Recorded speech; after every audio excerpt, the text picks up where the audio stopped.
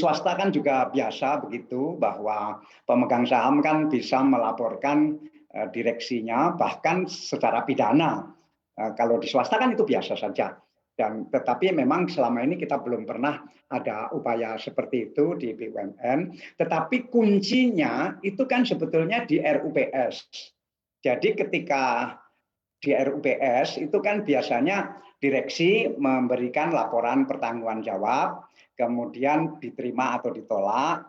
Nah, ketika diterima biasanya ada klausul di keputusan RUPS itu, di swasta juga begitu, bahwa direksi dibebaskan dari seluruh tanggung jawab hukum terhadap apa yang sudah dilakukan selama 1 tahun sebelum RUPS itu.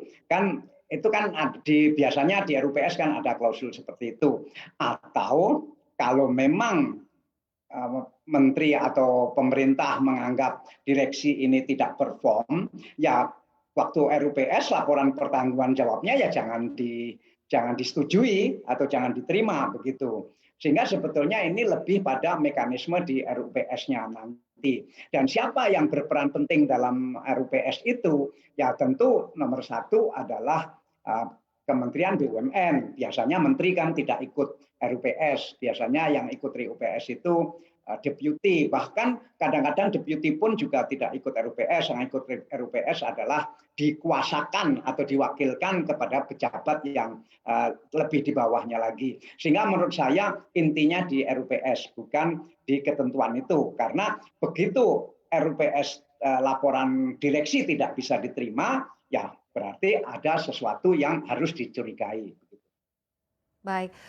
Bapak, kalau Bapak sendiri melihat PP ini sebetulnya akan cukup efektif nggak sih Pak untuk mengurangi praktik yang tidak jelas di BUMN? Atau malah justru bisa kontraproduktif dan juga mengurangi fleksibilitas BUMN?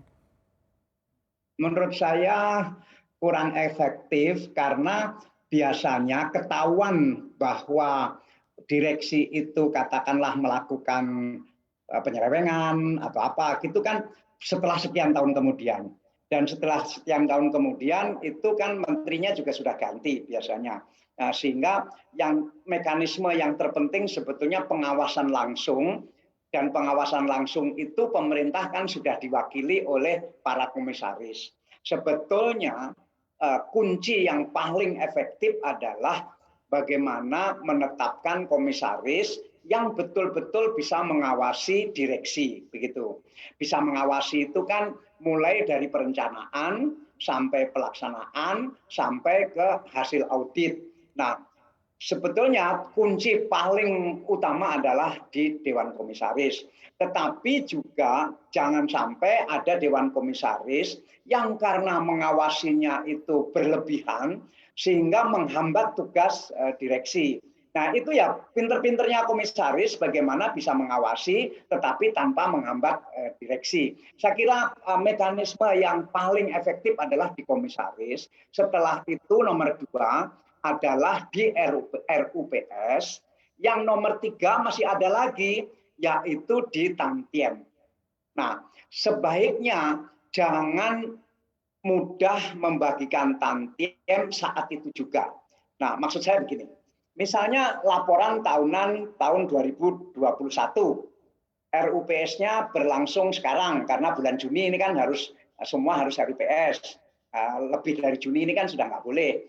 Jadi laporan tahunan tahun 2001, RUPS-nya terakhir pada bulan Juni sekarang ini, kemudian di situ dilaporkan BUMN-A laba sekian triliun, misalnya begitu, kemudian mungkin disetujui dalam RUPS itu bahwa untuk penghargaan kepada manajemen dibagikanlah tantiem nilainya berapa, begitu. Nah, menurut saya pembagian tantiem ini yang harus dikendalikan bukan soal jumlahnya, tetapi soal kebenaran angka laba tadi. Karena kita semua tahu bahwa laba itu belum tentu ada uangnya, belum tentu jadi uang.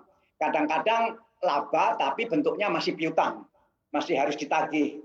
Dan ketika ditagih, bisa saja ternyata tagihan itu tidak masuk dengan berbagai alasan. Ada alasan yang sangat hukum, ada alasan yang sangat ekonomi itu ada saja, sehingga apakah laba yang dilaporkan dalam RUPS tersebut betul-betul laba real atau sebetulnya itu laba yang direkayasa agar direksinya punya nama hebat, nomor satu, nomor dua agar tantiemnya juga besar begitu.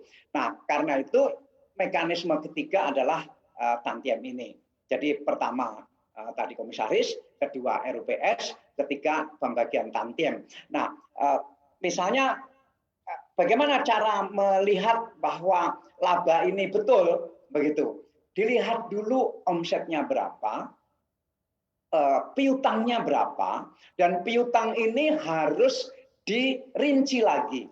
Mana yang piutang pasti terbayar, mana piutang ragu-ragu, dan mana piutang yang potensial macet. Nah, untuk membagikan tantiem tentu harus dikaji laba ini sebetulnya yang real laba itu berapa, dan tantiemnya diambil dari itu. Bahkan ada yang kalau mau lebih ekstrim lagi adalah berdasarkan cash flow tantiemnya. Itu pengawasan yang menurut saya cukup baik karena begini, penyelewengan itu kan umumnya ditutup oleh laporan keuangan, dan laporan keuangan itu dianggap bagus kalau ternyata laba, apalagi kalau labanya besar. Nah, sekian tahun kemudian baru ketahuan bahwa laba besar itu ternyata itu direkayasa misalnya, karena ternyata omsetnya itu ada yang tidak betul, ternyata piutangnya juga banyak yang ragu-ragu begitu. Saya kira begitu.